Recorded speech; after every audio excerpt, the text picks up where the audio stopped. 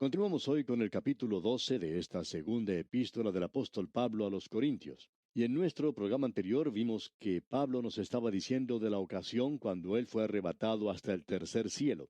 Él contó su experiencia, pero no nos pudo decir nada sobre el cielo mismo.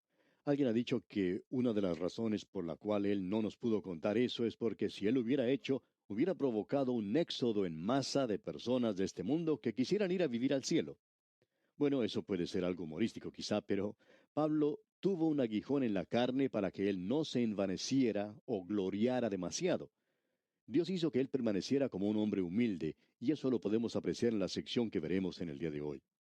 Pablo dice eso en el versículo 14 de este capítulo 12 de su segunda epístola a los Corintios. Vamos a leerlo otra vez, ya que lo leímos en nuestro programa anterior. Dice así: He aquí, por tercera vez estoy preparado para ir a vosotros, y no os seré gravoso, porque no busco lo vuestro, sino a vosotros, pues no deben atesorar los hijos para los padres, sino los padres para los hijos. Pablo había sido su padre espiritual. Él había fundado la iglesia en Corinto.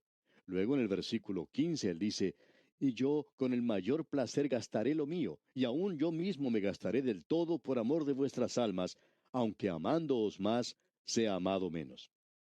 Parecería que Pablo se estuviera quejando aquí, ¿no le parece?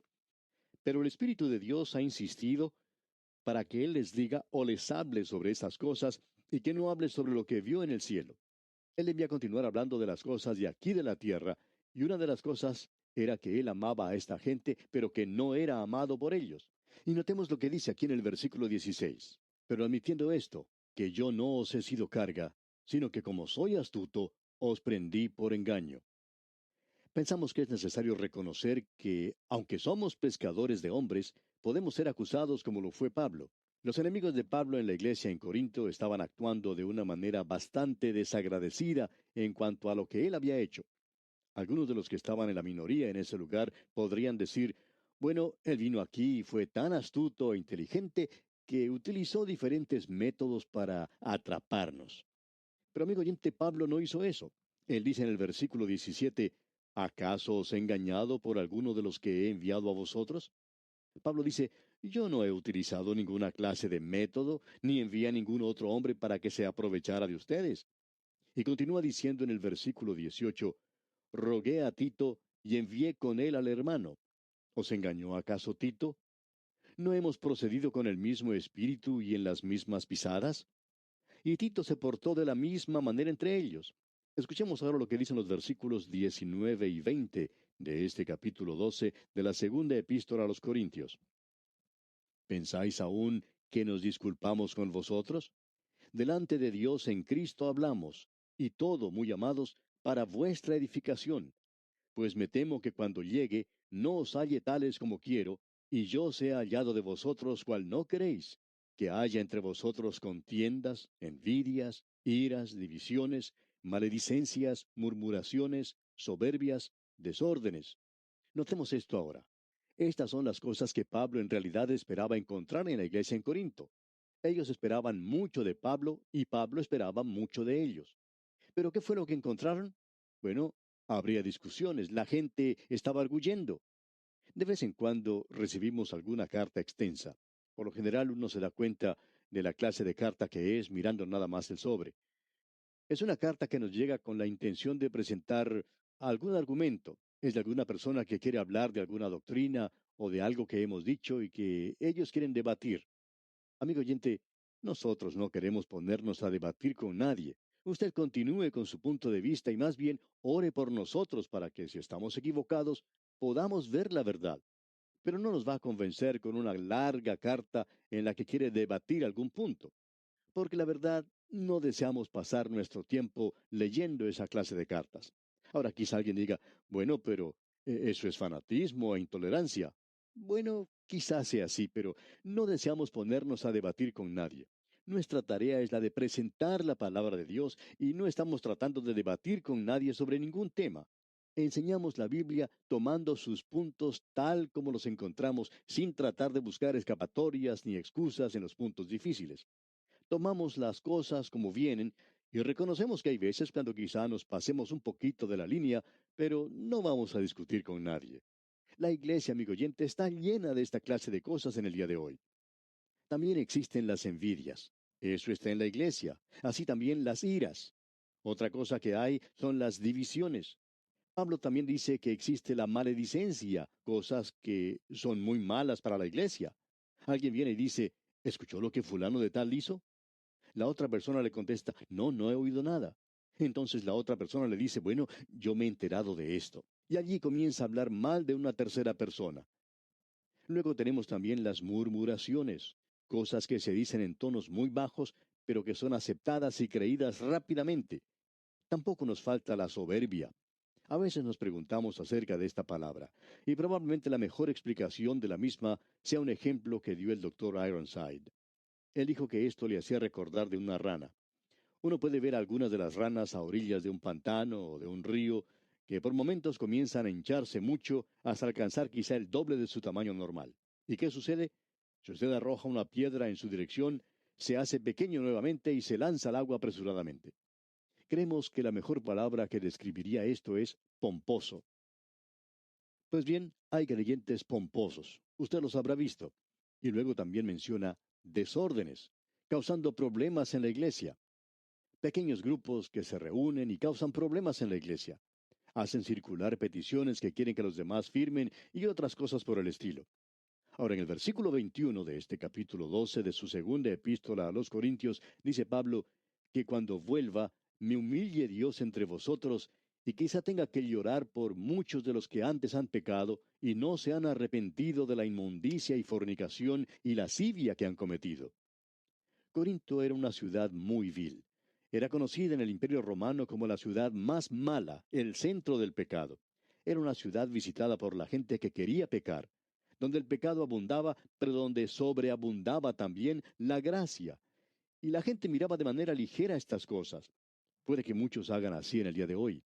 Esto no nos da un cuadro muy hermoso de la iglesia. De seguro que muchos de los oyentes que han estudiado esta epístola estarán diciendo, ciertamente la iglesia local en ese lugar no es algo muy hermoso. Y eso es cierto.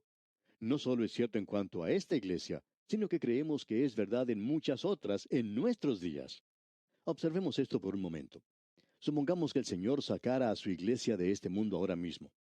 Nos referimos a su iglesia, la iglesia de Cristo, los creyentes que están en el mundo. ¿Qué sucedería? Pues bien, creemos que comenzaría la gran tribulación y una parte de la contribución a la gran tribulación será la ausencia de la iglesia. La iglesia en nuestros días es la sal de la tierra y la luz en el mundo. Y el Espíritu Santo está morando en la iglesia actualmente. Hablando honradamente, nos hacemos una pregunta. ¿Está mejorando el mundo o está cada vez peor? Mucha gente diría que la iglesia no ha ayudado al mundo porque está peor que lo que estaba hace 2000 años. Bien, no estamos muy de acuerdo con eso. Ahora viene alguien que cita lo que dice allá el apóstol Pablo en su segunda carta a Timoteo capítulo 3 versículo 13 cuando dice, mas los malos hombres y los engañadores irán de mal en peor, engañando y siendo engañados. Hay muchos que citan eso. Pero la Escritura no dice que el mundo está de mal en peor, sino que los malos hombres irán de mal en peor.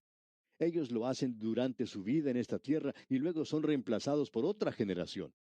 Pero diríamos nosotros que el mundo de nuestros días es un poco mejor de lo que era hace 2000 años, porque hace 2000 años el mundo cometió un pecado que podría ser imperdonable si el Señor Jesucristo no hubiera dicho, Padre, perdónalos, porque no saben lo que hacen. Ellos crucificaron al Hijo de Dios. Reconocemos que el mundo de hoy, al rechazar al Señor Jesucristo, lo están crucificando nuevamente. El pecado más grande del mundo es el rechazo de Cristo. Él dijo que cuando el Espíritu Santo, el Señor Jesucristo dijo esto, que cuando el Espíritu Santo venga, convencerá al mundo de pecado. ¿Qué clase de pecado? De pecado por cuanto no creen en mí, dijo él. Hay muchos pecados que parecerían demasiado malos, pero lo peor de todo es rechazar al Señor Jesucristo en nuestros días. Por tanto, el crimen más grande que se ha cometido se llevó a cabo hace más de 2000 años, cuando el Hijo de Dios fue muerto aquí en este mundo.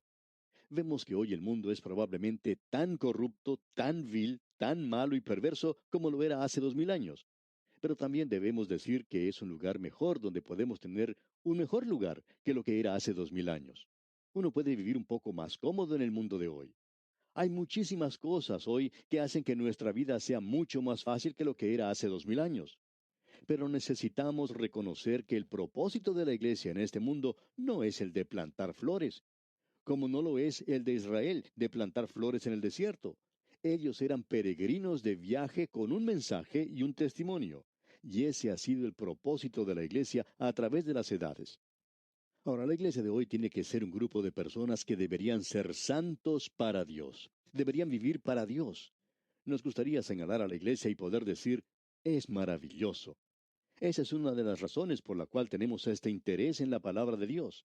Y estamos viendo que este movimiento espiritual está dejando de lado a la iglesia local.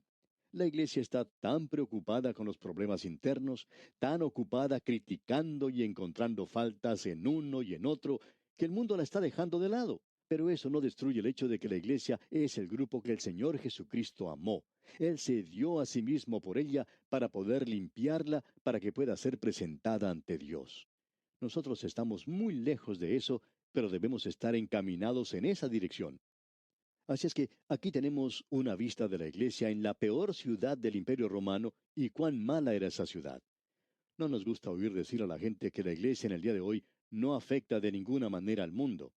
Creemos que lo está afectando, quizá un poco, pero si la iglesia fuera quitada en este día, habría un grupo de personas que serían arrebatadas y el mundo quedaría en una situación mucho peor. Vamos a pasar ahora al capítulo 13 de esta segunda epístola a los Corintios porque queremos finalizar esta carta en el día de hoy. Al llegar a este capítulo 13, que es el último que tenemos, primero encontramos la ejecución del apostolado de Pablo en los versículos 1 al 10. Luego tenemos la conclusión del apostolado de Pablo en los versículos 11 al 14. El apóstol Pablo vuelve a repetir en el primer versículo, esta es la tercera vez que voy a vosotros. Pablo fue a visitarlos una tercera vez, podemos decir de paso. Finalicemos la lectura del versículo 1 que dice, esta es la tercera vez que voy a vosotros. Por boca de dos o de tres testigos se decidirá todo asunto. En otras palabras, Pablo está diciendo que todo será autenticado cuando él llegue a ese lugar. Todo se presentará abiertamente y él hará uso de su autoridad como apóstol. Él les va a mostrar prueba de su apostolado a través de Cristo obrando por medio de la debilidad de Pablo. Escuchemos lo que él dice en los versículos 2 y 3 de este capítulo 13 de su segunda epístola a los Corintios. He dicho antes y ahora digo otra vez como si estuviera presente y ahora ausente lo escribo a los que antes pecaron y a todos los demás, que si voy otra vez no seré indulgente, pues buscáis una prueba de que habla Cristo en mí, el cual no es débil para con vosotros, sino que es poderoso en vosotros. Pablo llegó en debilidad, pero la palabra de Dios era poderosa y los transformó a ellos en esa ciudad tan perdida. En el versículo 4 continúa diciendo Pablo, porque aunque fue crucificado en debilidad, vive por el poder de Dios. Pues también nosotros somos débiles en él, pero viviremos con él por el poder de Dios para con vosotros. Aquí tenemos algo de la debilidad de Dios. ¿Cuál es la debilidad de Dios? Cuando Cristo fue a la cruz, amigo oyente, esa fue la debilidad de Dios. Y Pablo habla de una manera muy clara aquí, diciéndonos que debemos analizarnos regularmente para ver si estamos en la fe o no lo estamos.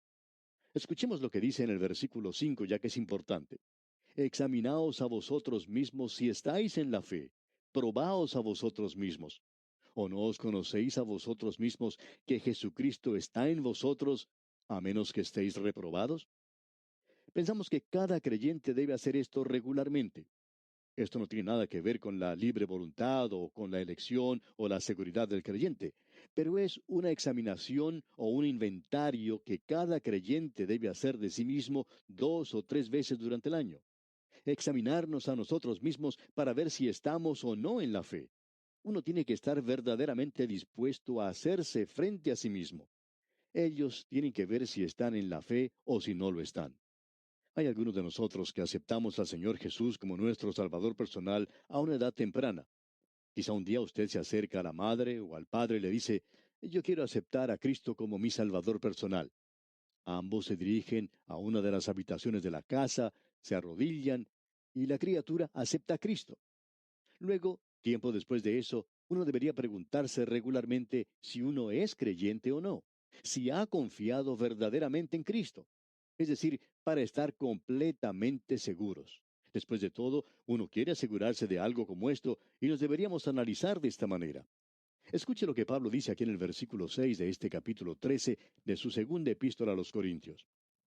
Mas espero que conoceréis que nosotros no estamos reprobados. Quiero decirles que me he examinado a mí mismo y que no estoy reprobado, dice Pablo. Ahora en el versículo 7 continúa, y oramos a Dios que ninguna cosa mala hagáis, no para que nosotros aparezcamos aprobados, sino para que vosotros hagáis lo bueno, aunque nosotros seamos como reprobados. Pablo les dice, yo quiero que ustedes sean la clase de creyentes que deben ser. Luego tenemos otra gran verdad aquí en el versículo 8. Leamos este versículo. Porque nada podemos contra la verdad, sino por la verdad. Amigo oyente, usted no puede hacer nada contra la verdad. Nosotros no nos preocupamos con esta gente que no está de acuerdo. Eso está bien. Nada podemos hacer contra la verdad, sino por la verdad. Este es un gran versículo. Nosotros deberíamos declarar la palabra de Dios y no tratar de defenderla. No es necesario que nadie la defienda. Solamente declárela, es decir, predíquela, divúlguela. Eso es lo importante para nosotros. No podemos hacer nada contra la verdad, sino por la verdad. Y Dios bendecirá eso. Ahora en el versículo 9 dice Pablo, por lo cual nos gozamos de que seamos nosotros débiles y que vosotros estéis fuertes, y aún oramos por vuestra perfección. Lo que Pablo quiere decir aquí es esto, no ser perfecto en ese sentido de la palabra, sino que uno crezca en gracia y en conocimiento de Cristo, que uno llegue a ser un creyente maduro. Lo que en realidad está diciendo es que nosotros crezcamos. Oímos muchas veces a alguien que pregunta, ¿por qué no crecemos? Y Pablo les está diciendo que crezcan. Eso es lo que quiere decir aquí. Y en el versículo 10 él dice, por esto os escribo estando ausente, para no usar de severidad cuando esté presente, conforme a la autoridad que el Señor me ha dado para edificación y no para destrucción. Pablo dice que a él le agrada la oportunidad que ha tenido de escribirles a ellos en esta ocasión. En la primera parte del versículo 11 dice entonces, por lo demás, hermanos, tened gozo, perfeccionaos, consolaos, sed de un mismo sentir y vivid en paz. Nuevamente regresa a lo que dijo antes. Les está diciendo que crezcan, que estos creyentes en Corinto crecieran un poco más. Eso es algo que se podría decir a muchas iglesias en nuestros días, así como a muchos creyentes. ¿Por qué no crece más? ¿Por qué no deja de ser un bebé y tiene consolación? Y volvemos ahora a la misma frase con la que comenzamos el estudio de esta epístola, y es el consuelo de Dios. ¿Qué es lo que quiere decir nuevamente? Quiere decir ayuda. Quiere decir alguien que ha sido llamado a nuestro lado para ayudarnos, para darnos fuerzas, para animarnos. Y Dios quiere hacer esto por usted, amigo oyente. Yo no sé quién es usted, ni dónde está, ni cómo está. Pero donde quiera que esté, Él quiere ayudarle y puede hacerlo por medio de su palabra y de la ministración del Espíritu Santo. Amigo oyente, esto es algo grandioso. Este versículo que estamos leyendo es algo grande y lo podemos apreciar.